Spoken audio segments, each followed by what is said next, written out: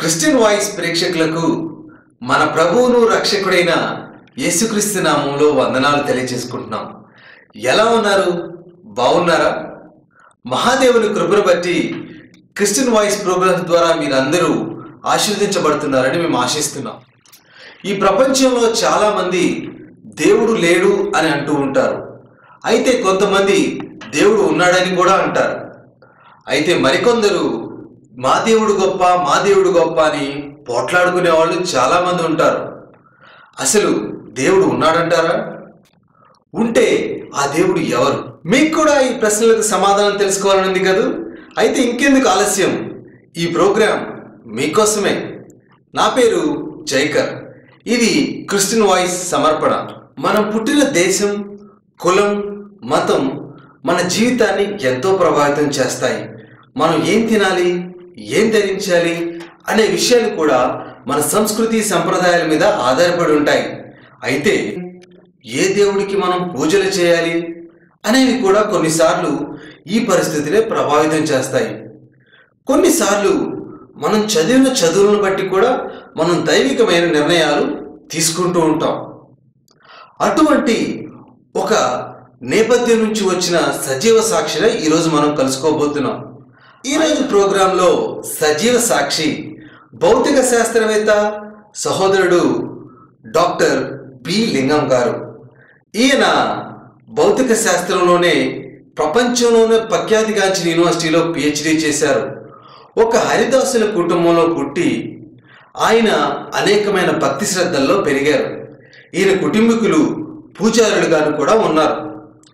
ఈయన భౌతిక శాస్త్రంలో పిహెచ్డి పొంది దక్షిణ కొరియాలో ప్రఖ్యాతిగాంచిన యూనివర్సిటీలో పరిశోధనలు కొనసాగిస్తున్నారు. ఈయన పరిశోధనలు ప్రపంచవ్యాప్తంగా ఎంతో ప్రసిద్ధికెక్కాయి.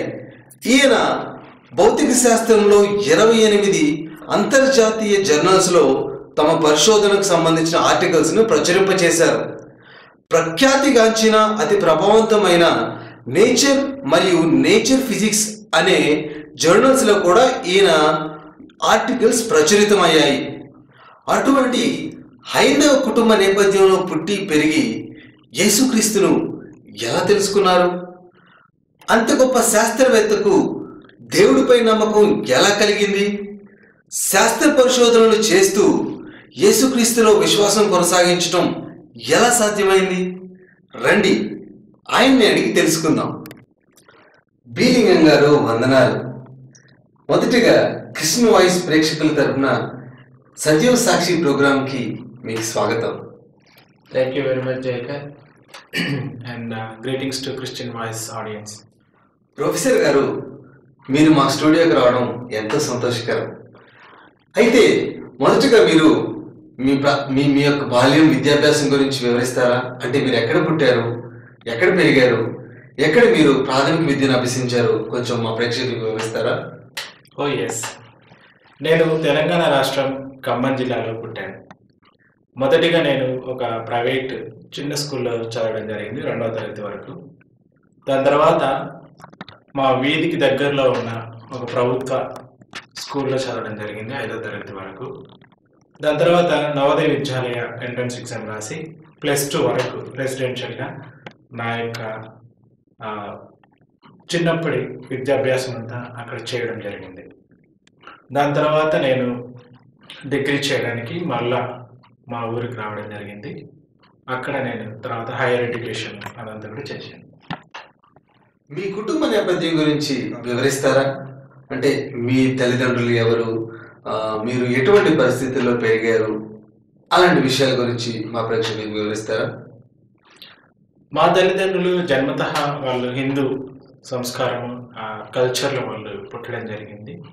నేను పుట్టినప్పటి నుంచి నాకు గుర్తుంది, వాళ్ళు చాలా పద్ధతి ప్రకారంగా ప్రతి పండగని చాలా ఎంతో భక్తి శ్రద్ధలతో ఆచరిస్తూ ఉండేవాళ్ళు. ప్రతిదీ కూడా నాట్ సో ఈజీ గోయింగ్ అనమాట. సో ఎవ్రీ సీరియస్ ఫెయిత్ఫుల్నెస్ వాళ్ళలో కనిపించేది నాకు. ఆ పండగని ఎంతో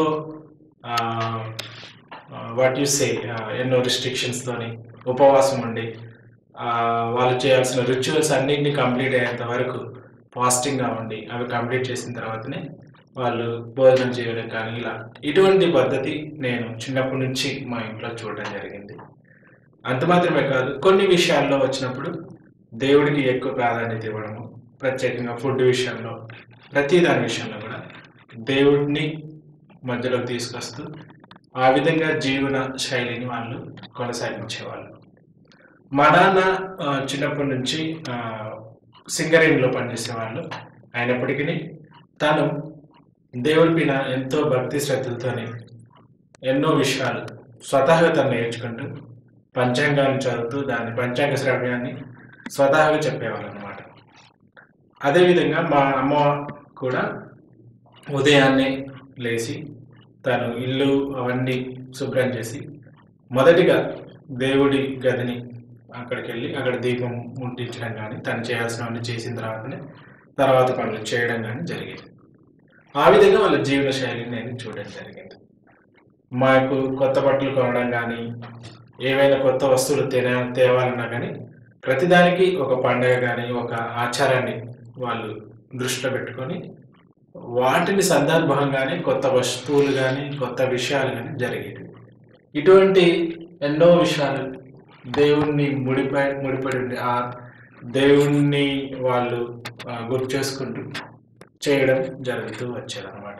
ఈ విధంగా మా తల్లిదండ్రులు ఉండడం జరిగింది.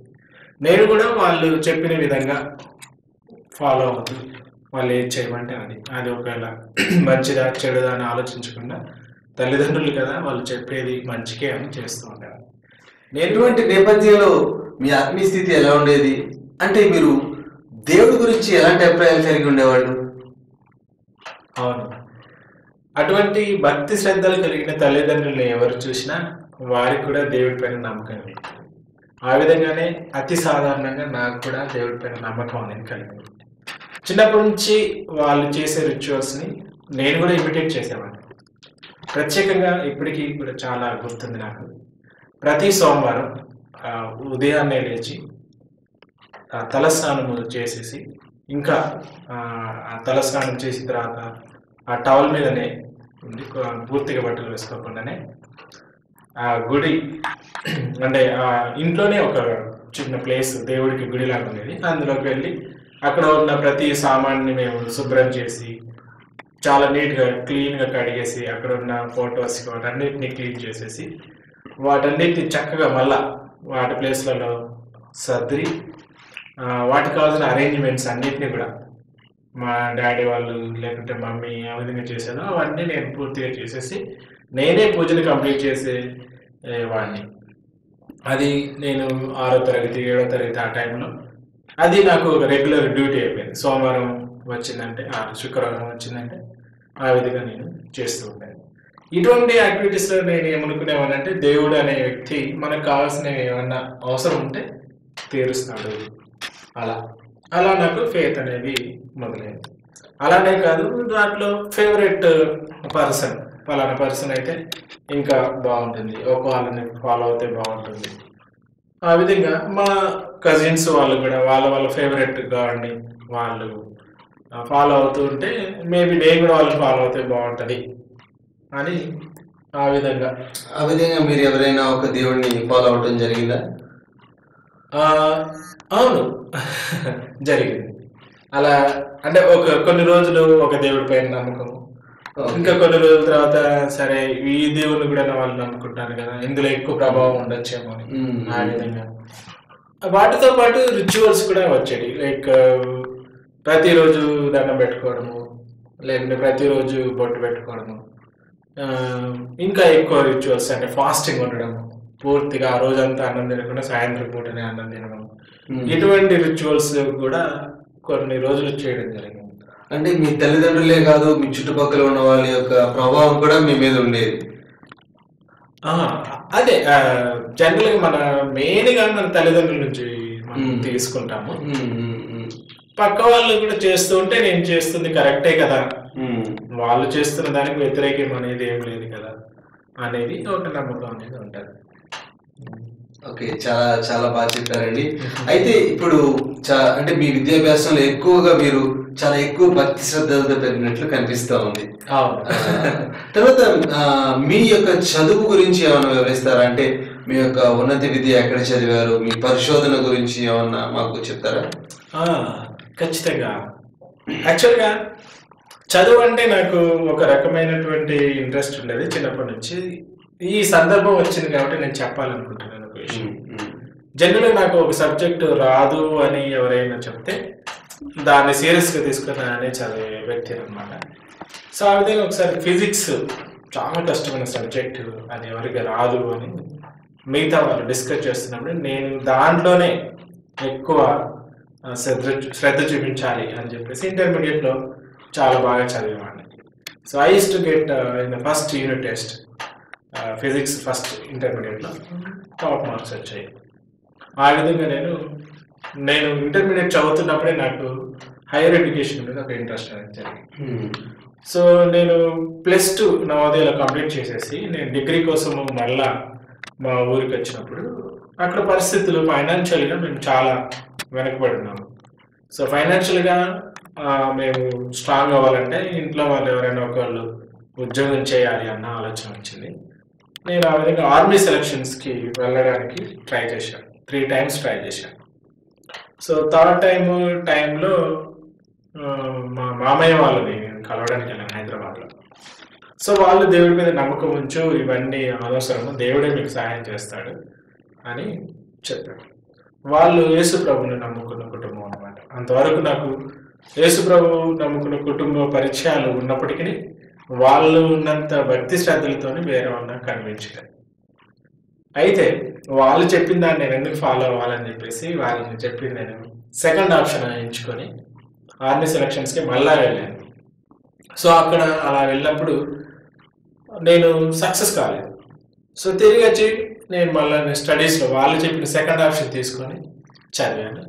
అనూహ్యంగా దేవుడు నన్ను ఆశీర్వదించి నాకు తెలియకుండానే అప్పుడు డిగ్రీ ఫస్ట్ ఇయర్లో నేను హైయెస్ట్ మార్క్స్ మ్యాథమెటిక్స్లో సో తీసుకోవడం రావాలి. ఆ విధంగా ఫిజిక్స్లో కానీ తక్కువ ప్రిపరేషన్లోనే ఎక్కువ మార్క్స్ సంపాదించడము, అది కాలేజ్లో సెకండ్ ర్యాంక్ లెవెల్లో రావడం జరిగింది. అప్పుడు నాకు నిజంగానే మా మామయ్య వాళ్ళు ప్రేయర్ చేసి ఉండొచ్చు అని నేను విశ్వసించాను. సో ఆ విధంగా నేను డిగ్రీ కంప్లీట్ చేశాను. తర్వాత ఎంఎస్ యూనివర్సిటీలో చేశాను. దాని తర్వాత అక్కడే పిహెచ్డి కంప్లీట్ చేశాను. దాని తర్వాత ఫర్దర్గా నా రీసెర్చ్ కోసమే ఢిల్లీకి వెళ్ళి ఢిల్లీ నుంచి సౌత్ కొరియాకి వెళ్ళడం జరిగింది. ఆ విధంగా నేను హైయర్ ఎడ్యుకేషన్ అనేది కంప్లీట్ చేసుకోవడం జరిగింది.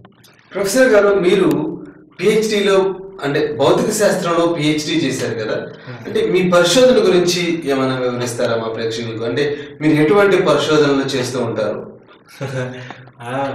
నైస్ క్వశ్చన్, బట్ చాలా క్లిష్టమైన క్వశ్చన్ కూడా. ఎందుకంటే నేను చేస్తున్న రీసెర్చ్ ఒక అడ్వాన్స్ లెవెల్లో ఉంటుంది. అది సంక్లిప్తమైనటువంటి అంటే చిన్న పదాలు అర్థమయ్యేటట్టు చెప్పాలంటే నాకు ఒక ఛాలెంజ్కరమైన క్వశ్చనే. అయితే నేను అర్థం చేసుకునే విధంలో చెప్తున్నాను 1-2 సెంటెన్స్లో. మనకి అయస్కాంతాలు తెలుసు కదా, అయస్కాంతం అనేది మాకందరికీ తెలుసు.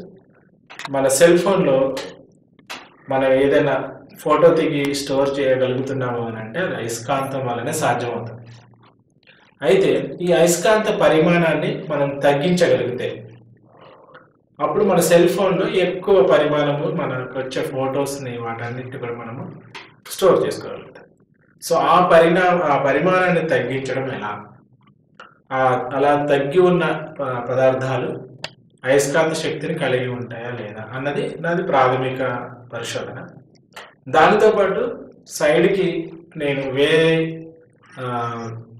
పరిశోధనలు చేస్తున్నాను. అదేంటంటే మనకి విద్యుత్తుని అందించే లోహాలు నిరోధకం లేకుండా జరిగే లోహాలు ఉంటాయా లేవా, అలాంటివి పరిమాణంలో తక్కువ పరిమాణం కలిగినవి అంటే సైజు నానో సైజులో ఉన్న వాటిని మన చేతిలో ఉంటాయా ఉండవా, అవి ఉంటే ఏ విధంగా ఉంటాయి, ఏ కాంపౌండ్స్లో ఏ పదార్థాల్లో నిరోధకం తక్కువగా ఉన్న మెటల్స్ కానీ లోహాలు కానీ ఉంటాయా అన్నది నా ప్రాథమిక పరిశోధన కంటే ఇంకొకటి జతగా నేను చేస్తున్న పరిశోధన. ఇటువంటి పరిశోధన నాకు జరుగుతూ ఉంటుంది. ప్రత్యేకంగా నేనైతే పరిశోధన అన్నప్పుడు చాలా మంది కూడా అనుకుంటా ఉంటారు ల్యాబ్లోకి వెళ్ళేసి ఎన్నో ఇన్స్ట్రుమెంట్స్ అవన్నీ ఉంటాయని అంటారు. బట్ నా విషయానికి వచ్చినప్పుడు మాత్రము నేను ఫిజిక్స్ లాస్ని ఉపయోగించుకొని థియరీ ఏమంటారంటే తెలుగులో చక్కటి పదం నాకు తెలియదు, బట్ థియరీ సరే ఆ ప్రయత్నాన్ని వదులుకుంటున్నా. థియరీ చేసుకుని థియరీ లాస్ని నేను బేస్ చేసుకొని నేను అన్ని కూడా ప్రపోజ్ చేస్తూ ఉంటాను. అది నా పరిశోధన. ఈ పరిశోధనలో మీరు ఎటువంటి పురస్కారాలు అందుకోవడం జరిగింది? అంటే మీకు ఎటువంటి గౌరవప్రదమైన విషయాలు లభించడం జరిగింది? దీంట్లో చెప్పుకోవాలంటే మొదటిగా నేను పిహెచ్డి మొదటి 4 సంవత్సరాలు నాకేమీ ఫలితాలు సరిగ్గా రాలేదు. చాలా నిరాశ కలిగి ఉన్నాను. అది ప్రతి పరిశోధక విద్యార్థులు జరిగే విషయమే. అయితే దేవుణ్ణి నేను నమ్ముకొని ఉన్నాను అప్పటికి. సో అప్పుడు దేవుడు నాకు ఖచ్చితంగా నేను అనుకున్న సమయంలోనే నా పిహెచ్డి కంప్లీట్ చేపిస్తాడని నాకు దృఢ నమ్మకం ఉండేది.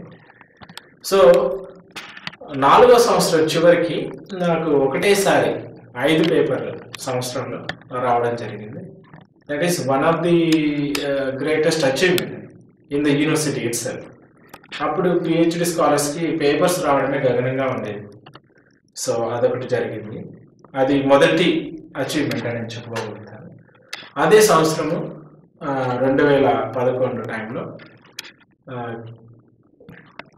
కేవీఎస్ అనేవాళ్ళు ఒక సైంటిఫిక్ వ్యవస్థ వాళ్ళు నన్ను పిలిచి టాక్ ఇవ్వమన్నారు. అక్కడ నేను టాక్ ఇచ్చినప్పుడు వాళ్ళు నాకు యంగ్ సైంటిస్ట్గా అంటే రన్నరప్ వచ్చింది, నేను విన్ అవ్వలేదు, బట్ సెకండ్ ప్లేస్లో నన్ను చూస్ చేసుకోవడం జరిగింది. అది నేను సెకండ్ అచీవ్మెంట్గా నేను ఫీల్ అవుతాను. సో దాన్ని పక్కన పెడితే తర్వాత నేను సౌత్ కొరియాకి వెళ్ళిన తర్వాత నా యొక్క రీసెర్చ్ ప్రభావము అంటే నేను కొత్త ఫీల్డ్ని చూస్ చేసుకునే దాంట్లో ఎన్నో విషయాల్లో నాకు అన్ని అచీవ్మెంట్స్ లాగానే వచ్చాయి. మొదటగా నేను నా మొదటి సైంటిఫిక్ ప్రసంగము సింగపూర్లో ఇవ్వడం జరిగింది. ఆ సింగపూర్ టాక్ అయిపోయిన తర్వాత నాకు సౌత్ కొరియాలో నాకు డైరెక్ట్గా అపాయింట్మెంట్ జరిగింది. అక్కడ సౌత్ కొరియాకి వెళ్ళిన తర్వాత నేను అక్కడ నుంచి కంటిన్యూస్గా నేను యునైటెడ్ స్టేట్స్లోనే కానీ ఇటలీ, పోలాండ్, సౌత్ కొరియాలోనే వివిధ ప్రదేశాల్లో నా ఓరల్ ప్రజెంటేషన్స్ ఇవ్వడం జరిగింది.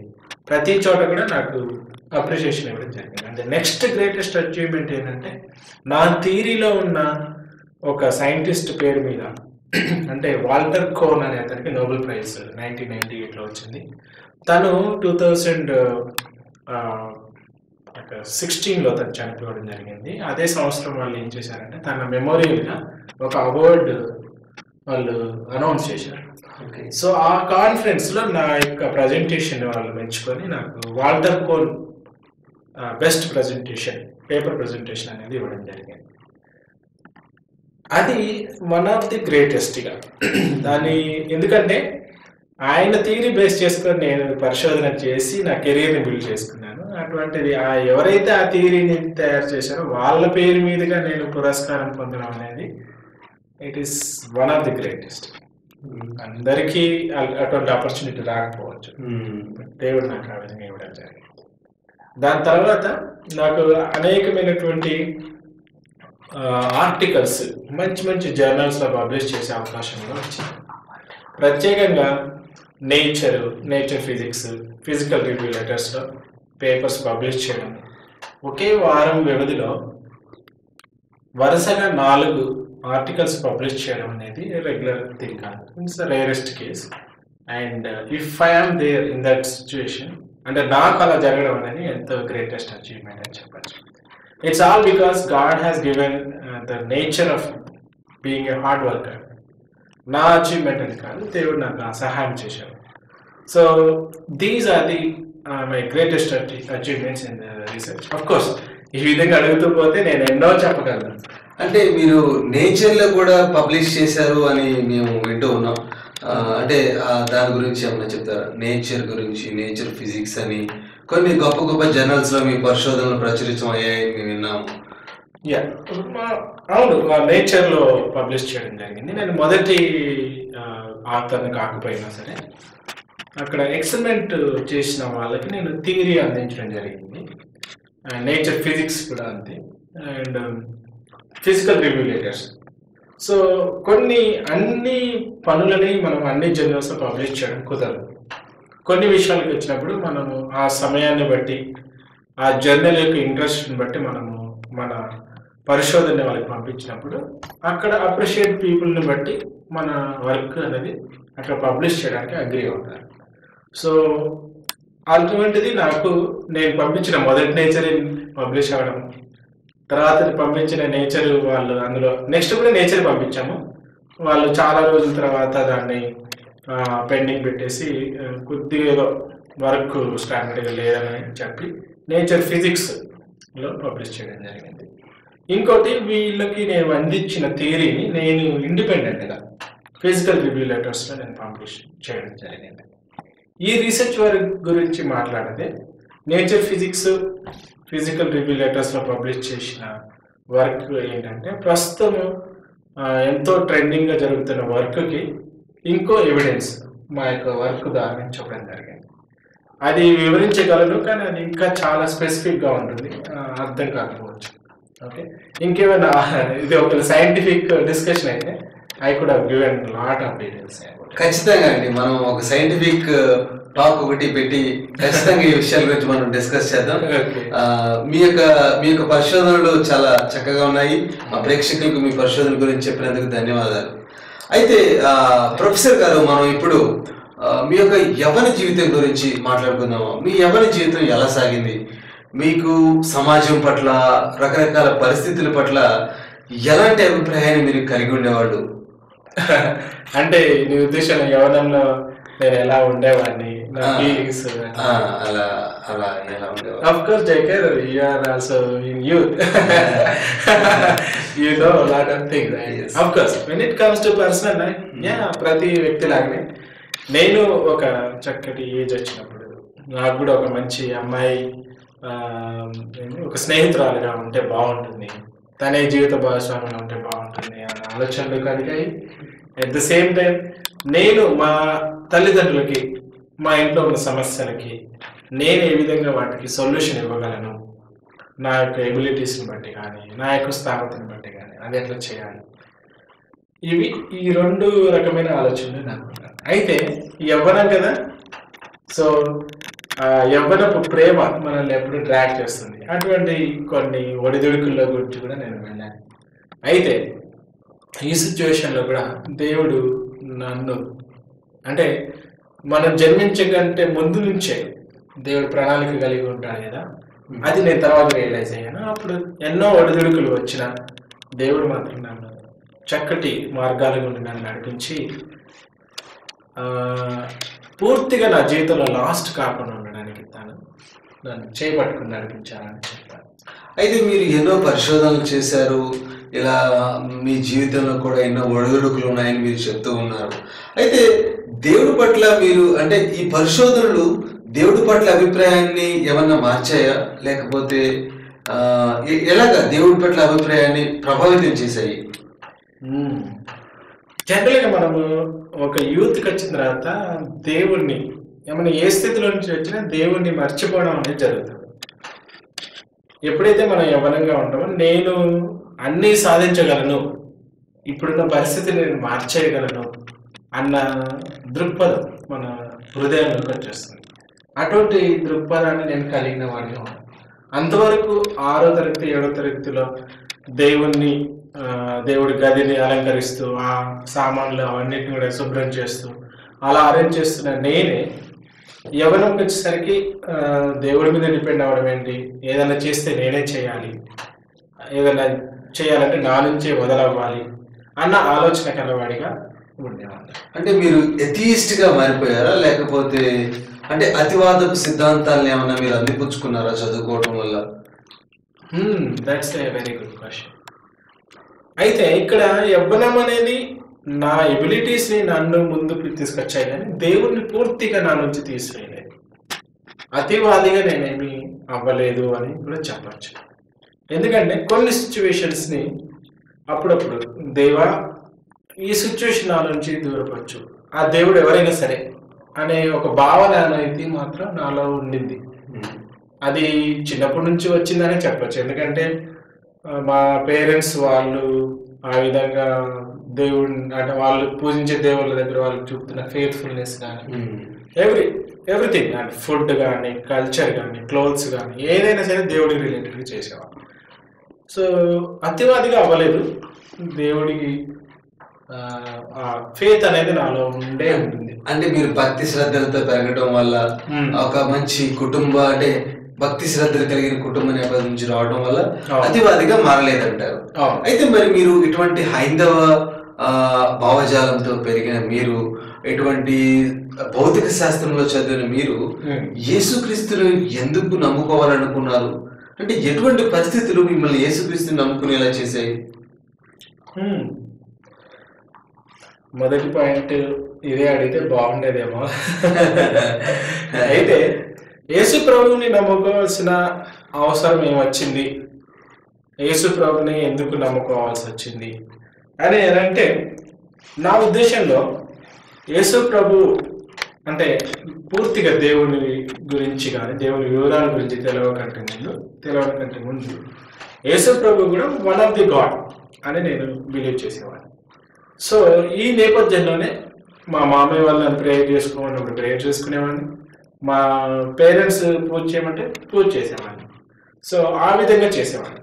అయితే కొన్ని ప్రసంగాలు క్రీస్తు సంబంధించినవి విన్నప్పుడు నిజమైన దేవుడు ఎవరు, నిజమైన దేవుడు అంటే మనం పిలిస్తే పలుకుతాడా, మన ప్రార్థన చేస్తే వింటాడా, అసలు మన జీవితంలో ఉన్న సమస్యల్ని వినే దేవుడు ఉన్నారా అన్న ప్రశ్నలకి సమాధానము క్రిస్టియన్ మన ప్రసంగాల్లో నాకు దొరకడం మొదలైంది. ఆ విధంగా అవును, క్రీస్తు నిజమైన దేవుడే, ఉన్న దేవుల్లో క్రీస్తు కూడా ఒక దేవుడే, అతను కూడా వింటాడు. ఆ విధంగా నేను యేసు ప్రభు మీద నమ్మకం ఉంచడం, at the same time Hindu gods మీద కూడా ఉండేది. బట్ తను కూడా నాకు సహాయం చేస్తాడు అన్న విషయాన్ని నేను తెలుసుకోవడం జరిగింది. అయితే ఎంఎస్సిలో నా సీనియర్స్ నాకు ఒక క్వశ్చన్ వేశారు, యేసు ప్రభు నీకు తెలుసు ఓకే, కానీ యేసు ప్రభుకి నువ్వు తెలుసు, కానీ యేసు ప్రభుని నువ్వు ఎంతవరకు తెలుసుకున్నావు?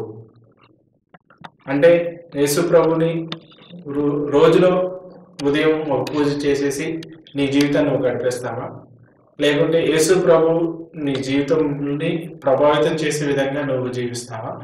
ఏ విధంగా ఎంతవరకు నీకు యేసు ప్రభు తెలుసు? అంటే దేవుణ్ణి మనం ఇంత క్షుణ్ణంగా తెలుసుకోవాలా అన్నదానికి ఒక ప్రశ్నగా మిగిలిపోయింది వాళ్ళు ఆ విధంగా అడిగితే. అంటే అప్పటి వరకు మీరు దేవుడు ఎలా ఉంటాడని అనుకోలేదు, అంతే అంటారు? దేవుడు ఉంటే దేవుణ్ణి అంత వ్యక్తిగతంగా మనం తెలుసుకోవాలా అన్న విషయాన్ని నేను ఓకే ఆ విధంగా. సో అప్పుడు దేవుని వ్యక్తిగతంగా తెలుసుకోవాలంటే ఏంటి? అయితే హిందూ విషయంలో మనకు వచ్చినప్పుడు మనకు అటువంటి సులువుబాటు లేదు అంటే అంటే భగవద్గీత ఉందని అంటారు, ఓకే వేదాస్ ఉన్నాయని అంటారు. బట్ మనం బైబిల్ తీసి చదివినప్పుడు నా జీవితంలో ఏదైనా సమస్య ఉంటే ఆ సమస్యకు సంబంధించిన విషయాన్ని నేను స్ట్రైట్ ఫార్వర్డ్గా నేను చదవడం వల్ల నాకు అర్థమవుతుంది. అదే నేను భగవద్గీత కానీ లేకుంటే హిందూ రిలేటెడ్ పుస్తకాలు కానీ చదివినప్పుడు నా జీవితానికి సంబంధించిన వాటికి ఓవర్వెల్మ్డ్గా ఆన్సర్స్ దొరుకుతాయన్నాయి, కానీ ఎట్ ద స్పాట్ ఆన్సర్స్ దొరకకపోవడం వల్ల కూడా ఆ వ్యత్యాసాన్ని నేను పూర్తిగా తెలుసుకోవడం జరిగింది. సో బైబుల్ అనేది రియల్లీ రిటర్న్ ఫర్ మ్యాన్ అనేది నాకు అర్థమైంది. సో బైబిల్ ఎక్కువ చదవడం, అలా చదువుతూ నిజమైన దేవుడు క్రీస్తే, వేరే దేవుళ్ళు ఎవరు లేరని, ఉన్నా అది మనిషి తయారు చేసుకున్న రూపాలే అని, అది కూడా వాళ్ళ బిలీఫ్ సిస్టమ్ని బట్టి వాళ్ళు వాటిని ఆచరిస్తూ ఉన్నారే కానీ వాళ్ళకు కూడా ఆ విషయం తెలియదు. సో వాళ్ళకి ఆ విషయం తెలిస్తే నిజంగానే వాళ్ళు why because they are seeking for God.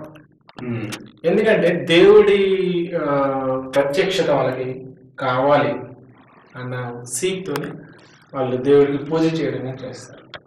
ఎందుకంటే నేను క్రిస్టియన్స్లో కూడా నేను అటువంటి ఫెయిత్ నేను చూడలేదు. హిందూస్లో ఇప్పుడు మా ఫాదర్ కానీ మా మదర్ కానీ మా రిలేటివ్స్ కానీ, సో వాళ్ళు పెడుతున్న ఫెయిత్ నిజంగా అది క్రిస్టియన్ అంటే యేసు ప్రభు మీద వాళ్ళంత ఫెయిత్ పెడితే of course they might be with God in the future.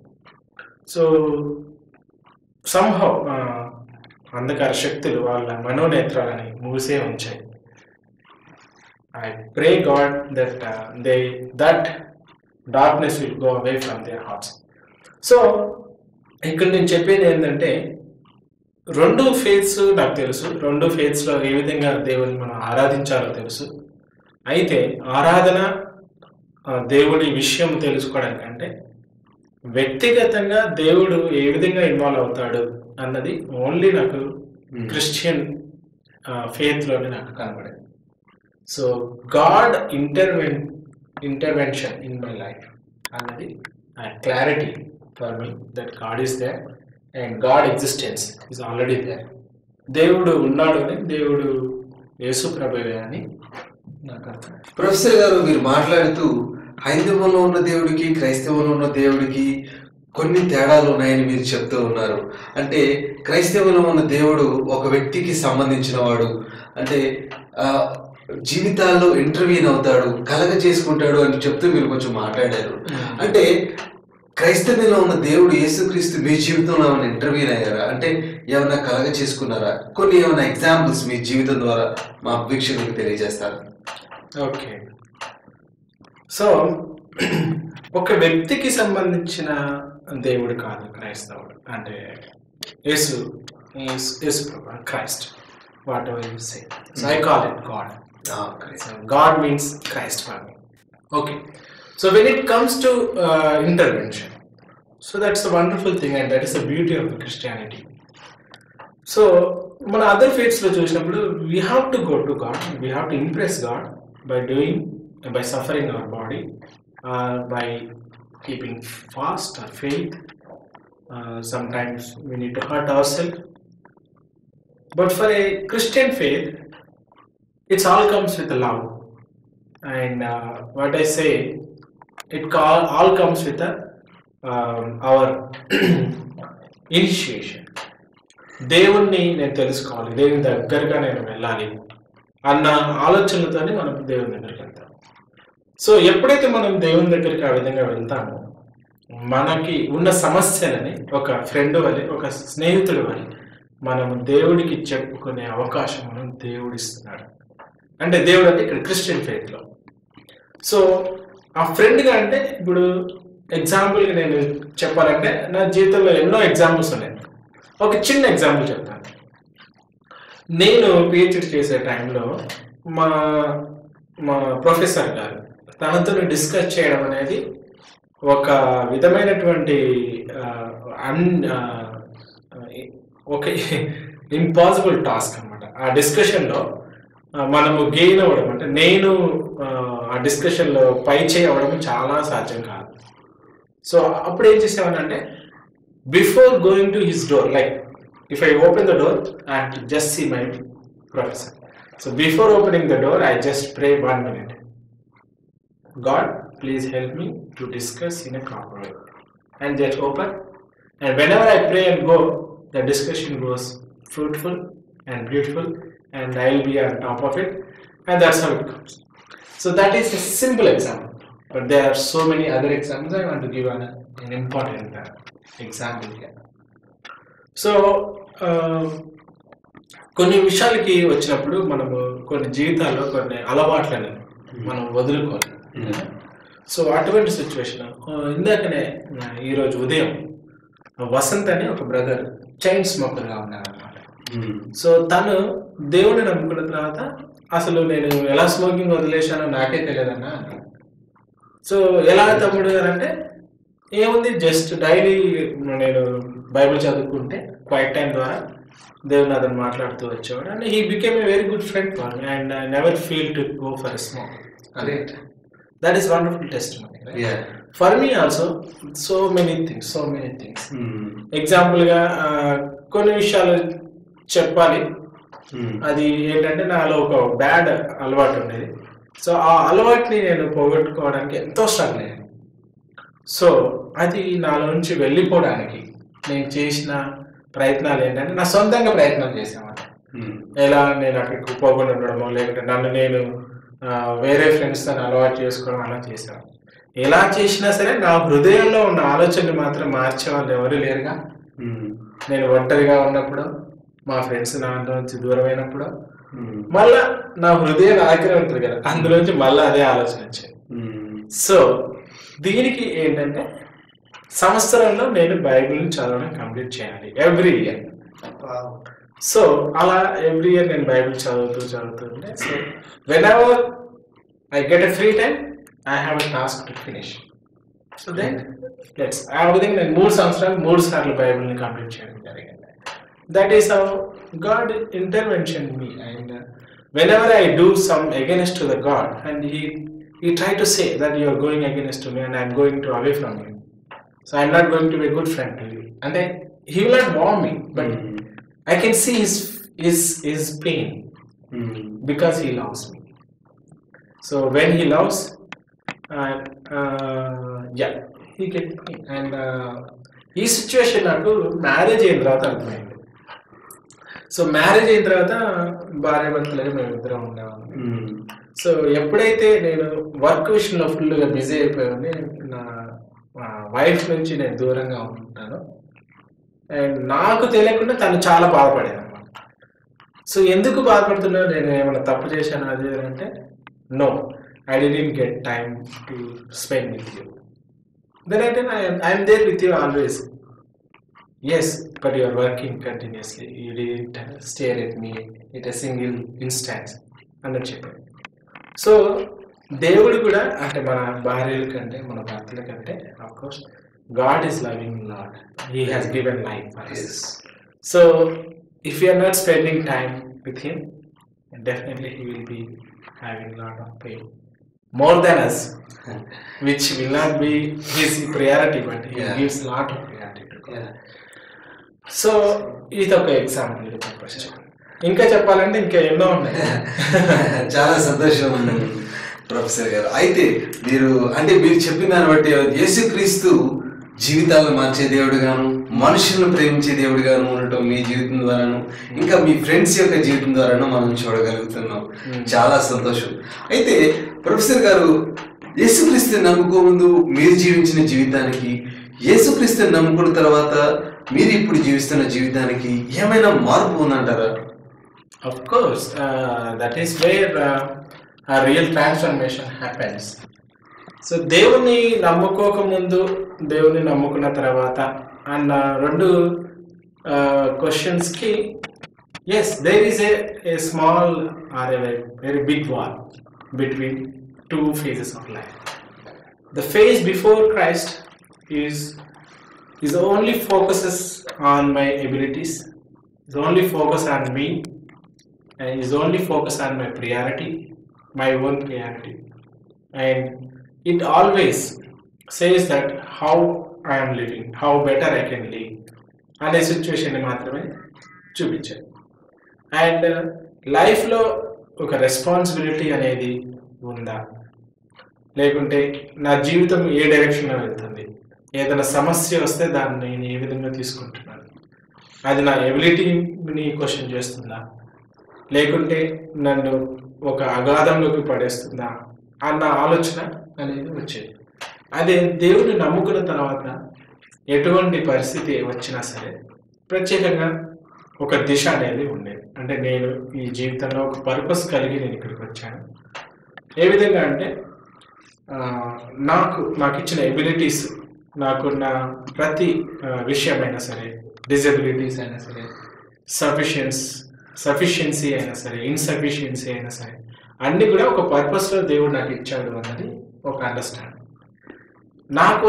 నాకు ఎదురయ్యే సమస్య ఏదైనా సరే నన్ను ఒక సిచ్యువేషన్లో నుంచి బయటికి తీసుకురావడానికి జరుగుతుందని, లేకపోతే నన్ను ఏదైనా విషయం నుంచి మంచిగా చేయడానికి అనే మార్పు తీసుకురావడానికి మాత్రమే వచ్చిందని నేను విశ్వసిస్తాను.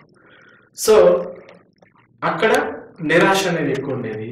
అది ఈ వాళ్ళ పక్కన దేవుడిని నమ్ముకున్న తర్వాత ఏంటంటే ఆశ, హోప్ అనేది ఉందంట. సో ఒక సమస్య నన్ను అగాధంలో పడేస్తే అక్కడ ఒక సమస్య నన్ను ఒక మెట్టు పైకి వెళ్ళే విధంగా చేస్తాను. So this is how I can summarize, but there are so many things and of course everybody has their own life. If I ask you some questions about this kind of thing, and you have so many things, I think. Yes. So like this I can summarize here, but there are so many things. Yeah. So many things. మీరు చాలా సార్లు సమస్యలు అంటూ మాట్లాడారు. అంటే యేసుక్రీస్తుని నమ్ముకోవడం వల్ల మీకు ఏమన్నా సమస్యలు, ప్రాబ్లమ్స్ కానీ వచ్చాయా? యేసు ప్రభుని నమ్ముకోవడం అనేది సమస్య కాదు. ఎవరు కూడా నన్ను అంటే చెప్పలేదు. అట్లా అని చెప్పేసి ఎవరు కూడా నన్ను బలవంతం చేసి నువ్వు యేసు ప్రభుని నమ్ముకో, నీకు లాభాలు వస్తాయి, నువ్వు రీసెర్చ్లో ముందుకు వెళ్తావు, నీకు ఉద్యోగం వస్తుంది, ఇలాంటివి ఎవరు కూడా చెప్పలేదు. అయినా నేను నమ్మను. ఎందుకంటే I personally believe that I came to God not because of benefit, for a peace of mind and for a peaceful life and to have a eternity hope. So ఈ ఎటర్నల్ హోప్ కోసం నేను దేవుడి దగ్గరికి వచ్చాను. So ఇక్కడే ఉండిపోయే ఈ లోకానికి సంబంధించిన వాటివి నాకు దొరుకుతాయి దేవుడు నమ్ముకుంటే మాత్రం. So how I can believe it. Okay, but God blessings వల్ల అవన్నీ నాకు పొందుకుంటాయి. ఇప్పుడు నేను సౌత్ కొరియాలో ఒక మంచి శాలరీతోనే ఇక్కడ పనిచేస్తున్నాను. అది నేను దేవుణ్ణి అడగలేదు. సో అడగలేదంటే దేవుడా నాకు ఫైనాన్షియల్ ప్రాబ్లమ్స్ ఉన్నాయి, నన్ను తీర్చమని నేను అడిగాను. So he has given more than sufficient. Okay, so such kind of things I can do that. I can say such kind of so many things like that. So సమస్యలు అని అన్నప్పుడు యేసు ప్రభువుని నమ్ముకునే సమస్యలు ఏంటంటే నువ్వు ఎందుకు నమ్ముకున్నావు, నీకేం తక్కువైంది, మన అంటే నాకు హిందూ గారిని నమ్ముకుంటే ఏం తక్కువైంది నీకు అని అడిగే జనరల్ క్వశ్చన్ కూడా ఉంటుంది. అండ్ అక్కడ నువ్వు అంత ఫెయిత్ పెట్టేది ఎక్కడంటే ఇక్కడ కూడా పలానా ఎక్స్ దేవుడి దగ్గర, వై దేవుడి దగ్గర, జెడ్ దేవుడి దగ్గర నువ్వు పెట్టచ్చు. సో కాన్సన్ట్రేషన్ చేస్తే ఇక్కడ కూడా నీకు అదే మైండ్ పీస్ఫుల్ అవన్నీ దొరుకుతాయి అనేసి చెప్తా ఉంటారు. బలవంతం కూడా చేస్తారు. బట్ ఏంటంటే ఎంత మనం పీస్ చేసినా సరే రియల్ ప్రాక్టికల్ లైఫ్ ఆన్సర్స్ అనేది దొరకడం అసాధ్యం. అది అందరూ వినాల్సిందే, నమ్మాల్సిందే. ఎందుకంటే ఫిలాసఫీ వేరు, లైఫ్లో ఒక ఫిలాసఫీ ఎంతోమంది చెప్తారు. ఎగ్జాంపుల్గా చెప్పమంటే ఇప్పుడు నేను కొన్ని ఆర్టికల్స్ రాశాను. సో ఎవరైనా వచ్చి నన్ను అడిగారు అనుకో, నేను నాకున్న నాలెడ్జ్ ప్రకారంగా ఆ సైన్స్లో ఉన్న సమస్య గురించి సొల్యూషన్ నేను చెప్తాను. 100% అది వర్కౌట్ అవ్వచ్చు, కానీ అదే యూనిక్ సొల్యూషన్ అని నేను చెప్పలేను. వేరే వాళ్ళు వేరే సొల్యూషన్ కూడా రావచ్చు. అయితే ఇక్కడ నేనేం చెప్తున్నానంటే ఫిలాసఫీ వేరు, ప్రాక్టికల్గా ఎగ్జాక్ట్ సొల్యూషన్ ఇవ్వడం వేరు. వేరే మతాలు ఫిలాసఫీ చెప్తాయి. ఫిలాసఫీ అంటే ఒక భావన నీకు చెప్తాయి, అది అక్కడ చెప్పబడింది, అది ఈ విధంగా ఉంది అని మనం చూడొచ్చు. బట్ క్రిస్టియన్ ఫెయిత్లో వచ్చినప్పుడు ఎవ్రీ డీటెయిల్ మనకి కొరిలేట్ లైఫ్. బైబిల్లో కొంతమంది కొన్ని సంఘటనలు, కొన్ని సిచ్యువేషన్స్ పట్టుకొని అసలు ఇక్కడ ఇలా ఎందుకు జరిగింది, ఇది మానవ జీవన శైలికి వ్యతిరేకంగా ఉంది అని చెప్పేసి చెప్తూ ఉంటారు. సో ఆఫ్ కోర్స్ ఉంది, బైబిల్లో అలా ఉంటేనే కదా ఆ సిచ్యువేషన్ ఆ విధంగా ఉంటేనే ఆ సిచ్యువేషన్ నుంచి మనం నేర్చుకోగలుగుతాం. బైబిల్ అనేది ఏంటంటే రియల్ లైఫ్లో జరిగిన సంఘటనలు అన్నీ కూడా ఒక దగ్గర పెట్టున్నాయి. సో అలా జరిగింది, దాని తర్వాత దేవుడు దాన్ని ఏ విధంగా తీర్చగలిగాడు అన్నది కూడా రాస్తుంది బైబిల్. సో మనం ఒక సిచ్యువేషన్ పట్టుకొని దీంట్లో ఈ విధంగా రాస్తుంది, ఇది ఈ విధంగా ప్రాపకుండా చేస్తుంది అనడం కంటే దాని తర్వాత దేవుడు ఆ సిచ్యువేషన్ ఏ విధంగా మనకి ఎక్స్ప్లెయిన్ చేస్తూ వచ్చాడు, దేవుడు ఏ విధంగా దాన్ని ఇంటర్వెన్షన్ అయ్యి ఆ సిచ్యువేషన్ మార్చేశాడు అన్న దాన్ని మనం తీసుకోవాలి. ఓకే, మీరు ఇక్కడ మాట్లాడేటప్పుడు ఎటర్నల్ హోప్ అనే ఒక పదాన్ని వాడారు. అంటే నిత్య రాజ్యం లేకపోతే నిత్య జీవితం అనే ఒక పదాన్ని వాడారు. దాని గురించి ఏమైనా వివరిస్తారా? శాశ్వత నిరీక్షణ అన్నది నేను చెప్పాలనుకుంటున్నాను. ఈ శాశ్వత నిరీక్షణ అంటే whenever if I ask anybody what is making you to live in this life, and of course the simple answer is hope. It is not the food that is making you live in the life. It is not the salary that you are getting that is making you to live. It's only hope. Hope that tomorrow you will get up in the morning. Hope that your family will love you. Hope that your children will love you. Hope that you will be going to get much more money. So simple hope is making you to live and to keep a faith. But if you have such a hope for eternity, then your life will be continuous. So our eternity hope అంటే యేసు ప్రభు వారు నా కోసం, అంటే మా అందరి కోసం, మీకోసం కూడా. సో వాళ్ళు యేసు ప్రభు వారు ఈ లోకానికి వచ్చి జన్మతః వచ్చిన పాపాన్ని కడిగివేయడానికి తన ప్రశస్తమైన రక్తాన్ని మనందరి కోసం కూడా కలవరిలో చిందించడం జరిగింది. సో దాన్ని మనము స్వీకరించి దేవుడి దగ్గర మనం మన పాపాలని ఒప్పుకుంటే, so he has died and raised again saying that there is no limit for death. So ఎటర్నల్గా మనం జీవిస్తాము అనేది చెప్పాడు. సో ఇక్కడ కూడా అంతే, నేను ఈ శరీరానికి తగ్గట్టుగా నేను చనిపోతాను, కానీ నా ఆత్మ మాత్రం ఎప్పుడూ శాశ్వతంగా యేసు ప్రభుతోనే ఉంటుంది అనే నిరీక్షణ. ఇది నా ఎటర్నల్ హోప్. చాలా బాగా చెప్పారు ప్రొఫెసర్. మరి అయితే మరి ఇప్పుడు మీరు ఎటువంటి సేవలో పాల్గొంటున్నారు? అంటే దేవుడు మీ యొక్క పరిశోధనలో కానీ ఇటువంటి పరిస్థితుల్లో ఎలా సహాయం చేస్తున్నారు? ఇప్పుడు ప్రస్తుతాన్ని గురించి వివరిస్తారా? Okay, that is I don't know, for so many people it may be a difficult question, but for me it is very easy question. Why I am saying very easy question? See, దేవుడు, చాలా మంది అనుకుంటా ఉంటారు దేవుడిని నమ్ముకుంటే ఏముంటుంది, ఎంత ఎక్కువ నమ్ముకుంటే ఫైనల్ గా ఏం చేస్తారు, దేవుడు సేవ చేయాలి. ఏముంది, మనకున్న జాబులు అన్ని వదిలేయాలి, బైబిల్ పట్టుకోవాలి, ఓకే, డిఫరెంట్ ప్రదేశాలకు వెళ్ళి ప్రసంగాలు ఇవ్వాలి అని అనుకుంటూ ఉంటారు. But God has given a different thought for me. Why I am saying this is, actually it is written in the Bible also. మన వృత్తిలో మనము ప్రాధాన్యత కలిగి ఒక హయ్యర్ పొజిషన్కి వెళ్ళడం కూడా one kind of service. So దేవుడిని నమ్ముకొని, దేవుడిని తెలుసుకొని, సో మై ఓన్ వర్క్ అంటే నా ఎబిలిటీస్ని నేను 100% ప్యూరిటీగా నేను చేస్తున్నాను. That is also one of the service. So I take it as a service. Great. So that's why whenever I work, whenever I want to publish a new paper, I feel that God is giving opportunity and I'm using it. So that is how I'm involving in the service. And of course, other thing is we gather as believers and we read Bible on every Friday and we pray together and we discuss a lot. చాలా సంతోషం professor గారు. అంటే దేవుడి వాక్యం పట్ల, దేవుడి యొక్క పిలుపు పట్ల మీకున్న ఈ యొక్క అవగాహనను చూస్తుంటే ఎంతో ఆనందం కలుగుతుంది. మీరు మా స్టూడియోకి వచ్చి ఎన్నో గొప్ప విషయాలు అంటే మీ జీవితం గురించి పంచుకోవడం చాలా సంతోషం. అయితే ప్రొఫెసర్ గారు, మీరు ఎన్నో పరిశోధనలు చేశారు కదా, మీరు ఈ యొక్క ఎథియిస్ట్స్ లేకపోతే అతివాదులు అనేవారు ఉన్నారు కదా, వారికి ఎటువంటి మెసేజ్ ఇవ్వాలనుకుంటున్నారు? అతివాది అన్నప్పుడు దేవుడు లేరు అనేసి వాదించడం చేస్తున్న వాళ్ళు మొదటిగా వాళ్ళు ఒప్పుకునేది ఏంటంటే దేవుడు అనే వ్యక్తి అని ఉన్నాడు, అందుకే ఆయన లేరు అని. ఓకే, జోక్స్ అపార్ట్, అతివాదులకి నేను చెప్పేది అనేది ఏంటంటే, మీరు ఏమనుకుంటున్నారు అంటే దేవుడు అనే వ్యక్తి లేడు, అందరూ ఈక్వలే. ఓకే, సో ఎప్పుడైతే దేవుడు అనే వ్యక్తి లేడో అప్పుడు ఏంటంటే మనిషే సుప్రీం. సో మనిషే సుప్రీం అయినప్పుడు ఏమవుతుంది, ఎవరి దగ్గర అయితే ఎక్కువ పవర్ ఉందో అతనే సుప్రీం. ఓకే, సో సుప్రీం అని చెప్పిందే మనం వినాలి. సో ఒక మనిషి ఇంకో మనిషిని గైడ్ చేయగలుగుతాడా?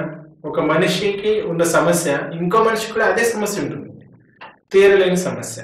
ఏంటిది? నిరాశ, నిస్పృహ, ఓకే, దుఃఖము. సో సుప్రీంకి కూడా దుఃఖం వస్తుంది. సో ఆ దుఃఖాన్ని వేరే మనిషికి సొల్యూషన్ ఇవ్వగలుగుతాడా? ఇవ్వలేదు. సో అంటే ఏంటి? They need to depend on a person who doesn't have any problem. Okay, again they want to make a supremo. Again, that supremo becomes upon the generations a god. So again, I say that atheism is again a form of a religion.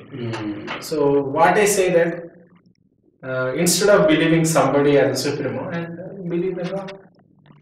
That's it. అంటే professor గారు, science దేవుణ్ణి కానీ బైబిల్ని కానీ disprove చేయలేదంటారా? అంటే against గా రెండు వేరే వేరే కోణాలు అంటారా, లేకపోతే ఒకే విధానంలో వెళ్ళేవంటారా? Okay, that's wonderful question. మనిషికి ఎన్నో కోణాలు ఉన్నాయి అని అంటారు కదా. సో ఒక వ్యక్తి గురించి మనము ఎన్నో విషయాలు తెలుసుకున్నా సరే ఇంకా తెలియని కోణాలు ఎన్నో ఉంటాయి. ఎన్నో విషయాలు మనము తన దగ్గరగా జీవిస్తూ ఉంటే తన విషయాల గురించి మనం అర్థం చేసుకుంటూ, otherwise if you go in to his shoes then we will get to know about him. అదేవిధంగా సైన్స్ కానీ టెక్నాలజీ కానీ ఏదైనా సరే, it is example to reveal God. Okay, it is not against to the God because all are within the God's creation. So now we are bringing an instrument and saying that, oh, this is what I found. But God already created everything which we don't know now. Yes. At the time, and now we have a new tools saying, okay, I found a new thing, but God already know about it. Yeah. So it never goes against God and never feel. Of course, there are so many theories. Of course, let me talk about one of the biggest question everybody has, and ప్రతి ఒక్కరు కూడా ఉన్నది. ఇప్పుడు బైబిల్లో దేవుడు భూమి ఆకాశము సృజించను కాక అనంగా సృజించబడ్డది కదా. సో దానికి బిగ్ బ్యాంగ్ థియరీకి అంటే ఓకే, బిగ్ బ్యాంగ్ థియరీ అన్ని ఫిజిక్స్ లాస్ ని ఫాలో అవుతుంది. మరి మీరు ఫిజిక్స్ సైంటిస్ట్ అయి ఉండి బైబిల్ ఫస్ట్ చాప్టర్ ఎట్లా బిలీవ్ చేస్తారు అని అంటారు.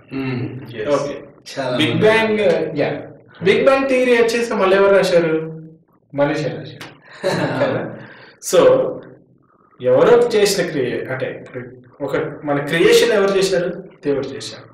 ఆయన చెప్తే మనం వినాలి, అంతేగాని మన థియరీస్ని తీసుకొచ్చి ఇది ఎలా జరిగింది, ఇదే దానికి సంబంధించింది అని చెప్తూ దానికి సపోర్టెడ్ గా థియరీస్ బిల్డప్ చేసుకుంటూ పోతా ఉంటాయి. So what you say is like science is not disproving it, rather it is proving God. అంటే దేవుడిని సైన్స్ మనం ఎంత ఎక్కువగా తెలుసుకుంటూ ఉంటే దేవుడిని మనం అంత ఎక్కువగా ఇష్టపడుతూ ఉంటాము. రివీల్ చేయడం అంటే ఏమంటాము తెలుగులో, రివీల్ మేబీ ఇంకా బయటికి తీసుకురావడం, దేవుడి విషయాన్ని ఇంకా బయటికి తీసుకొస్తుంది science or technology what ever you సే. ఇప్పుడు మనము దేవుడి గురించి మనం తెలుసుకోవాలి అని అంటే ఎగ్జాంపుల్ జస్ట్ అబ్జర్వ్ ఎ సెల్. ఒక బయాలజీలో తీసుకుంటే ఒక సెల్ని తీసుకున్నాం అనుకో, ఆ సెల్లో ప్రతికి దానికి కావాల్సిన ప్రతి భాగం అనేది ఎవరు క్రియేట్ చేశారు, అవన్నీ ఎందుకు ఉండాలి, అసలు ఆ సెల్కి ఒక ఆకారం లేని సెల్కి కూడా దానికి కావాల్సిన అన్ని శరీర భాగాలు దాంట్లో ఉంటాయి. ఎందుకని? ఎవరు క్రియేట్ చేశారు, అలా ఉండాలని ఎవరు చెప్పారు? Okay, so it has a order, even though it is a disorder structure, it has a order. So this order is done by a perfect man or a perfect God. అంటే మరి యాక్చువల్గా మనం చూసుకున్నప్పుడు సైన్స్లో ఎవల్యూషన్ థియరీ అని కొన్ని ఉన్నాయి. తర్వాత మనిషి దేవుడి చేత చేయబడలేదు, మనిషి అలా ఎవల్యూట్ అవ్వకుంటూ వచ్చాడు, బ్యాంగ్ జరిగింది అని సైన్స్ చాలా విషయాలు చెప్పింది. స్టీవెన్ హాకింగ్స్ అని, రిచర్డ్ డాకిన్స్ అని చాలా మంది ఎథీస్టులు కూడా ఈ యొక్క ప్రతిపాదనల్ని వాళ్ళు ఎక్కువగా చెప్తూ ఉంటారు. మరి యాజ్ ఎ సైన్స్ స్టూడెంట్ మీరు సైన్స్ని నమ్మాలి కదా, మరి అంటే దీన్ని ఎలా? Okay, that is a wonderful question and one everybody should know about it. Yeah. ఇప్పుడు ఒక రూమ్ లో మనము బ్లైండ్ పీపుల్ని పెట్టేసి ఒక వస్తువు ఇచ్చి వాళ్ళని దీన్ని ఐడెంటిఫై చేయము, వాళ్ళు ఎప్పుడు చూడని వస్తువుని ఇచ్చి వాళ్ళని ఐడెంటిఫై చేయమన్నప్పుడు ఏం చెప్తారు? వాళ్ళు టచ్ చేసింది, వాళ్ళు ఫీల్ అయింది చూసి వాళ్ళు ప్రీవియస్లో అంటే వాళ్ళ లైఫ్లో అటువంటి షేప్ కలిగింది ఏదైనా టచ్ చేశారా, అది అదే ఉండొచ్చు అని చెప్తారు. కానీ వాళ్ళకి తెలియని వస్తువు మనం అక్కడ పెట్టామని అక్కడ ఉన్న బ్లైండ్ పీపుల్కి ఎవరికి తెలియదు కదా. సో లెట్ సపోజ్ నేను ఒకటి పట్టుకున్నాను, అది ఒక కప్పు ఆకారంలో ఉంది అని నేను అనుకున్నాను. అప్పుడు ఏమంటాను, ఇది ఒక కప్పు సెరామిక్స్తో చేశారు, పలానా కంపెనీది కావచ్చు అని చెప్తాను. ఓకే, బట్ అక్కడ పెట్టిన వస్తువు ఏంటో అది నీకు తెలుసు, పెట్టిన వ్యక్తికి తెలుసు. ఓకే, సో ఆ వస్తువు నాకు తెలుసు అంటే నా ఉద్దేశంలో నాకున్న ఎక్స్పీరియన్స్ని బట్టి ఈ వస్తువు అది అయి ఉండొచ్చు అనేసి నేను అనుకుంటున్నాను. కానీ ఆ వస్తువు పెట్టిన వ్యక్తికి అసలు ఆ వస్తువు ఏంటో తెలుసు. ఓకే, అది కప్ ఆకారంలో ఉన్నంత మాత్రం కప్పు కాదు. అంటే నా ఉద్దేశంలో నీకు అది అనిపించవచ్చు, కప్ అనిపించవచ్చు, కానీ కప్పు కాకపోవచ్చు. సో ఈ థియరీ నేను పట్టుకుంటే దీన్ని నేను ఈ ఎవల్యూషన్ థియరీ గురించి వస్తాను. సో ఒక క్రియేటర్ అన్ని క్రియేట్ చేసినప్పుడు కొన్ని అన్ని పక్కన పెడితే ఓకే, ఎగ్జాంపుల్గా తను ఏం చేశాడు, చింపాంజీ నుంచి మనిషి ఎవాల్యుయేట్ అయ్యాడని చెప్పేసి చెప్పారు అనుకుందాం. ఎగ్జాంపుల్ తీసుకుంటున్నాను, నేను ఆయన్ని నేను మార్క్ చేయాలని కాదు. సో నేను ఆ థియరీని పక్కన పెడుతున్నాను. ఇప్పుడు నేను మా అబ్బాయిని లేకపోతే నాకు పిల్లలు లేరు ఇంకా, ఎవరైనా చిన్న అబ్బాయిని పిలిచేసి అడుగుతాను, టేబుల్ ఆకారంలో ఉన్న వస్తువులన్నీ నీకు దగ్గరలో ఉన్నవన్నీ తీసుకురామంటారు. ఇప్పుడు ఏం చేస్తాడు, తను టేబుల్ తీసుకొస్తాడు. ఓకే, దాని తర్వాత ఇంకో చిన్న టేబుల్, తనది పెద్ద టేబుల్, ఒక మంచం తీసుకొస్తాడు, ఒక మేజా బల్ల తీసుకొస్తాడు. సో అన్ని ఒక దగ్గర పెట్టినప్పుడు ఏమనిపించింది, అయితే ఈ పెద్ద బల్ల రావాలంటే ఈ చిన్న బిల్ల సంవత్సరం కొద్ది పెరుగుకుంటూ పోతే ఇది వచ్చింది అని చెప్తాం. ఓకే, ఇక్కడ అందరూ నవ్వుకుంటారు, ఎందుకంటే బల్ల కంటే జీవం లేదు కదా, అది పెరగదు కదా. ఓకే, ఇప్పుడు మనం ఇంతకుముందు పక్కన పెట్టిన థియరీని తీసుకుంటాం. కోతి నుంచి మనిషి వచ్చాడు అనుకుంటే మరి కోతులు ఎందుకున్నాయి ఇప్పుడు, మరి ఆ కోతి నుంచి మనిషి ఎందుకు పాము రావట్లేదు, కోతులు ఉండకూడదు కదా. సో సరే, మనిషి పుట్టి ఇన్ని సంవత్సరాలు అవుతుంది కదా, మనిషి నుంచి ఇంకో జంతువు ఏమన్నా వచ్చిందా, రాలేదు. సో ఇక్కడ మనకి ఒక ఎగ్జాంపుల్ అనేది అర్థమవుతుంది. ఎవల్యూషన్ థియరీ అనేది ఓన్లీ మన ఒక అందమైన నేర్పు ద్వారా చెప్పడం జరిగింది, అంతేగాని దాంట్లో ఒక సైన్స్ ఉంది అంటే దాని ఎవిడెన్సెస్ కోసం చాలా చెప్తూ వస్తున్నారు. పాము ఉంది, ఎర్ర ఉంది, ఎర్ర పాము ఒకేలాగా ఉంటాయి, దాని ఎవల్యూషన్ ఇది అంటారు. So we cannot say, and even I don't believe evolution at all. Okay, చాలా సంతోషం ప్రొఫెసర్. మీరు చాలా చక్కగా ఎథీస్ట్ల గురించి, సైన్స్ దేవుడిని ఎలా ప్రూవ్ చేస్తుంది అనే విషయాలు మీరు మాకు చెప్పడం జరిగింది. అయితే మీ కెరియర్లో కూడా మీరు చాలా చక్కగా ముందుకెళ్తూ ఉన్నారు. గొప్ప గొప్ప పరిశోధనలు, గొప్ప గొప్ప జర్నల్స్లో పబ్లిషెస్ కూడా మీరు చేస్తూ ఉన్నారు. అయితే ఈ మధ్య కాలంలో చాలామంది మేము కెరియర్లో ముందుకెళ్ళాలి, బిజినెస్ చేయాలి, స్థిరపడాలి అంటూ ఆధ్యాత్మిక స్థితిని, దేవుణ్ణి నెగ్లెక్ట్ చేస్తూ ఉంటూ ఉంటారు. అలాంటి వారి గురించి మీరేం మాట్లాడతారు, వాళ్ళకి ఏం చెప్తారు మీరు? ఓకే, ఆ సిచ్యువేషన్కి వచ్చినప్పుడు మొదటిగా మనం ఆలోచించాల్సింది ఏంటంటే everything is provided by God. Okay, you may be good at something, you may be good at business, you may be good at software, maybe I am good at research, but that talent has been given by God. So the purpose of doing that is to praise yourself or to prove yourself to somebody that you are doing good, then it will be wrong. But if you think that that is for proclaim the God's gospel by your life or by your acts, you ఒక business చేసావు, ఆ business వల్ల దేవుడికి పేరు వస్తుందంటే definitely God is going to help you. He is ready to help you. Okay, so దేవుణ్ణి తీసేసి నువ్వు ఏం చేసినా I think it's a struggle. So దేవుణ్ణి నువ్వు సరెండర్ చేసుకున్నావు అనుకో, and automatically it will give you, and he will give you so many things. And at the same time I'm saying, if you are doing something you have to do it sincerely, consistently, do hard work. Otherwise it is not going to be easy job. Okay, ఎందుకంటే service చేసే వాళ్ళు జనరల్గా నేను చెప్తున్నాను, service అంటే నా ఉద్దేశంలో preaching చేసే వాళ్ళు ఏం చేస్తారంటే morning 4:30 or 3:30 some time they get up and they pray for a lot. ఒక 1.5 hour or 1 hour మోకాళ్ళ మీద నుండి ప్రేయర్ చేస్తారు. దాని తర్వాత బైబిల్ పఠనం చేస్తారు. వాళ్ళ తెల్లవారుజామున వచ్చేసరికి వాళ్ళ ప్రిపరేషన్ అంతా చాలా జరుగుతుంది. Because they know that they are doing God service and they don't want to give a false preaching. So ఎందుకని అందరికి తెలుసు వాళ్ళు చేస్తున్నది దేవుడి సేవ, అందులో తప్పు అనేది జరగకూడదు, మనిషి బయటకు రాకూడదు, దేవుడి ప్రసంగం మాత్రమే రావాలి. ఆ రోజు దేవుడు ఏం మాట్లాడాలనుకుంటున్నాడో దేవుడితోనూ వాళ్ళు టైం స్పెండ్ చేయాలి. So this all hard work has been went before sunrise in the day. Okay. And after sunrise, we are just seeing them on the TV and saying they are happily proclaiming the God message and all. But before that, there has been a lot of hard work and dedication and faithfulness. So service విధంగా వచ్చినప్పుడు నేను already చెప్పాను, మీ job, మీ business కానీ, మీ profession కానీ service అవుతుంది. So అలాంటప్పుడు మీ జాబ్లో కూడా మీరు సిన్సియర్గా పనిచేయాలి. ఓకే, సో నువ్వు చేస్తున్న ప్రతి పనిని కూడా సిన్సియర్గా చేస్తున్నప్పుడు so God definitely helps you. అంటే మనం సిన్సియర్గా ఉంటే వేరే వాళ్ళు మనల్ని మోసం చేస్తారు కదా, అంటే బిజినెస్లో సిన్సియర్ ఏంటి అది. Of course I have been deceived by so many people. My ideas have been lost, my ideas have been stolen. Okay, people have told me that you get lost from the lab, don't work here. And people sometimes say that, okay, if you are working like this, you are not even a scientist. You have to hear every kind of statement in your mind. But if you don't stop keeping your hard work in the same direction, and one day the day comes for you. I mean to say that the days will be for you. That's it. Now God is giving a days for me. Now everybody is look at me and see that they don't appreciate my talent. They appreciate only the hard work. Okay.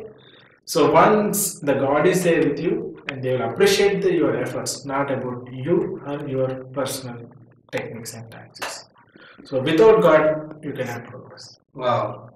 చాలా చాలా చాలా చాలా అద్భుతంగా ఉంది మీరు అలా చెప్తూ ఉంటే. చాలా థ్యాంక్స్ అండి. అయితే ఇంకా మీ ఫ్యూచర్ ప్లాన్స్ గురించి, మీ కెరియర్ గోల్స్ గురించి ఏమైనా చెప్తారా? ఓకే, ప్రస్తుతానికి అయితే సౌత్ కొరియాలో ఉంటున్నాను. ఇండియాకి వచ్చేయాలని ఉంది, ఏదైనా ప్రీమియర్ ఇన్స్టిట్యూషన్లో ప్రొఫెసర్గా జాయిన్ అవ్వాలని ఆలోచిస్తున్నాను. సో అది నా ప్రస్తుతానికి ఒక future goals. Of course when ever I'm here I'm not going to B compromise with my work. Okay, because that is my service that God has given to me. So that is my future plans. That's really nice, Professor. So చివరిగా మీరు మా స్టూడియోకి వచ్చారు, ఎన్నో ఎన్నో చాలా చక్కటి విషయాలు మీరు మాకు చెప్పడం కూడా జరిగింది. చివరిగా మా ప్రేక్షకుల్ని, మా వీక్షకుల్ని ఉద్దేశించి 2-3 మాటలు చెప్తారా? Definitely. Okay, Jacob, before answering to my question, so let me ask, what is the purpose of Christian Voice? To say about Christian Voice, the motto of our Christian Voice is to present the true perspective of Christianity and the biblical viewpoint to the daily challenges of a particular person's life or a common man's life. So, అంటే మేము ఈ Christian voice ద్వారా ప్రపంచంలో లేకపోతే సమాజంలో జరుగుతున్న అనేక అంశాలలో క్రైస్తవ్యం యొక్క ప్రభావం లేకపోతే బైబిల్ యొక్క వ్యూ ఎలా ఉంటుంది అంటే ఒక విషయాన్ని తీసుకున్నప్పుడు ఆ విషయాన్ని బైబిల్ ఎలా అడ్రస్ చేస్తుంది అనే విషయాల మీద ఎక్కువ ఆసక్తి చూపిస్తూ మేము మా కథనాలని ప్రజెంట్ చేస్తూ ఉంటాం. ఇది కొన్ని సంవత్సరాలు, ఫర్ ఎగ్జాంపుల్ టు సే నాకు తెలిసి 2015లో ఈ యొక్క పరిచయను మొదలు పెట్టడం జరిగింది. మేము అనేక రకాలైన అంటే క్రైస్తవేతరంగాను క్రైస్తవులకు సంబంధించినవి అనేక అంశాలను మేము ఈ యొక్క క్రిస్టియన్ వాయిస్ ఛానల్ ద్వారా డీల్ చేయడం జరిగింది. సో అది మా యొక్క క్రిస్టియన్ వాయిస్ గురించి. That's wonderful. Yeah. So biblical perspective to a common man. Yeah. That's a wonderful motive. Biblical viewpoint and a true Christian perspective. As a true Christian perspective. Yes. Of course, that is how you brought me here. Yes. And So- you also introduced this Christian Voice viewers. అంటే ఇంకా మీకు చెప్పాలంటే ఈ programme Christian voice సమర్పణలోని ఒక particular programme. అంటే ఇంకా మాకు రకరకాల ప్రోగ్రామ్స్ ఉన్నాయి. ఫర్ ఎగ్జాంపుల్ ఇది సజీవ సాక్షి. అంటే సజీవ సాక్షి అంటే మంచి మంచి అంటే యేసుక్రీస్తు ప్రభువారిని నమ్ముకొని వారి జీవితాలను సమర్పించుకున్న వారి యొక్క సాక్ష్యాలను ఈ ప్రోగ్రామ్ ద్వారా మేము ప్రజలకు అందజేస్తాం. అలాగే మాకు ప్రోబ్ అని ఇంకొక ప్రోగ్రామ్ కూడా ఉండింది. అందులో మేము ఒక పర్టికులర్ ఒక అంశాన్ని తీసుకొని ఆ అంశం యొక్క నిజాలని ప్రూవ్ చేస్తూ డిస్ప్రూవ్ చేస్తూ మాట్లాడడం కూడా జరుగుతుంది. ఫర్ ఎగ్జాంపుల్ రీసెంట్ గా బ్లడ్ మూన్స్ వచ్చాయి. బ్లడ్ మూన్స్ మీద మేము ఒక చిన్న ప్రోగ్రామ్ చేయడం జరిగింది. దాన్ని ప్రోబ్ అని చేయడం జరిగింది. ఇవే కాకుండా ఇంకా మేము క్రిస్టియన్ మెసేజెస్ అంటే గొప్ప గొప్ప బోధకులు ఉంటారు మనకు తెలిసిన. For example famous Billy Graham గారు, మన ఇంకా అంటే గొప్ప గొప్ప ప్రీచర్స్ వాళ్ళు మాట్లాడిన బైబిల్ సత్యాల్ని ఎక్స్ప్లెయిన్ చేస్తూ కొన్ని మెసేజెస్ కూడా మేము పెట్టడం జరుగుతూ ఉంటుంది. లేకపోతే ఇంకా ఏమైనా కీ ఇష్యూస్ అంటే ఎవరైనా క్రైస్తవుల్ని మోసం చేస్తున్నప్పుడు కానీ హైందవులు కానీ ఇతర మతాల వాళ్ళు క్రైస్తవ్యాన్ని కించపరుస్తూ మాట్లాడుతున్నప్పుడు మన అంటే క్రైస్తవులు ఐక్యంగా ఎలా ఉండాలి, క్రైస్తవ పాస్టర్లు ఎలా స్పందించాలి అనే రకరకాల ధారావాహికల్ని ఈ యొక్క మన క్రిస్టియన్ వాయిస్ ఛానల్ ద్వారా మేము ప్రజెంట్ చేస్తూ ఉంటాం. Oh, that's a wonderful issues that you have been discussing. Yeah. So that's a wonderful thing. And of course, what else I can tell to Christian Voice? ఇది నిజంగా నేను అనుకోవడం అయితే క్రైస్తవులకు ఒక రకంగా దోహదపడే మంచి ఛానల్ ఇది. నాకు అందరు కూడా ఈ ఛానల్ కి సబ్స్క్రైబ్ చేసుకోవడం, ఈ ఛానల్స్ యొక్క అంటే ఈ యొక్క నోటిఫికేషన్స్ ని మీరు సబ్స్క్రైబ్ చేసుకోవడం మీకు ఎంతో అవసరమని నేను అనుకుంటున్నాను.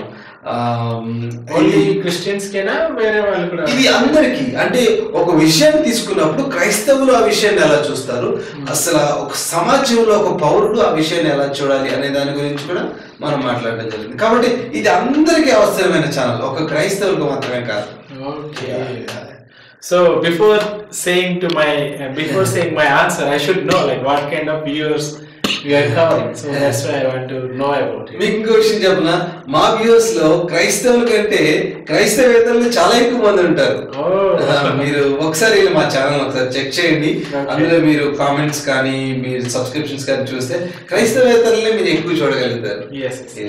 నేను కూడా ఫాలో అవుతాను క్రిస్టియన్ వాయిస్ కి, నేను కూడా ఫాలో అవుతూ ఉంటాను. Other testimonies and different kind of probe programmes చాలా ఇంట్రెస్టింగ్ గా ఉంటాయి. So thank you. Yeah, that's a wonderful thing. And finally, what I want to say and what else I can say to the Christian Voice viewers, of course, these people have been already providing a lot of information for you people. So my only final words is not final words, but the final thing, the take-home message from this discussion is that. So believe what you want to believe, but make sure that is right. Okay. And of course, other thing is don't stop questioning yourself. Of course, there are so many world-ridden, well-known theories, but try to question them. Try to understand them. Why it is written like that, and is there any other view to understand it? Okay. So,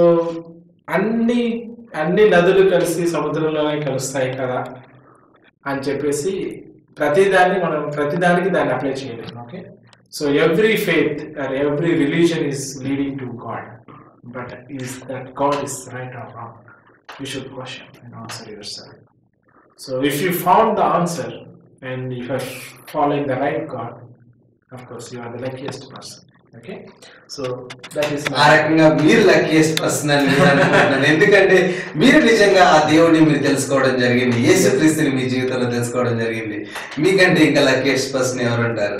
so professor B లింగం గారు, చాలా ధన్యవాదాలు. మీరు మా స్టూడియోకి వచ్చి ఎంతో సేపు మా వీక్షకులతో అనేక ప్రశ్నలకు సమాధానాలు చెప్తూ మీకు పర్స్పెక్టివ్స్ చెప్తూ చాలా చక్కగా టైం స్పెండ్ చేశారు. మా స్టూడియోకి వచ్చినందుకు మీకు చాలా చాలా ధన్యవాదాలు. Thank you very much for inviting me.